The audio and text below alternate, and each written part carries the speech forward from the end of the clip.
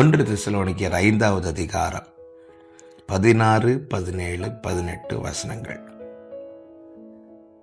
எப்பொழுதும் சந்தோஷமாயிருங்கள், இடைவிடாமல் ஜெபம் பண்ணுங்கள், எல்லாவற்றிலையும் ஸ்தோத்திரம் செய்யுங்கள். அப்படி செய்வதே கிறிஸ்து இயேசுவுக்குள் உங்களை குறித்து தேவனுடைய சித்தமாயிருக்கிறது. ஹல்லேலூயா! அருமையான வார்த்தை. தேவ சித்தம் செய்ய வேண்டும் என்று விரும்புகிற தேவ பிள்ளைகளுக்கு கர்த்தர் எழுதி வைத்திருக்கிற அருமையான வார்த்தைகள். 3 காரியங்கள். 1, எப்பொழுதும் சந்தோஷமாயிருங்கள். 2, இடைவிடாமல் ஜெபம் பண்ணுங்கள். 3, எல்லாவற்றிலையும் ஸ்தோத்திரம் செய்யுங்கள்.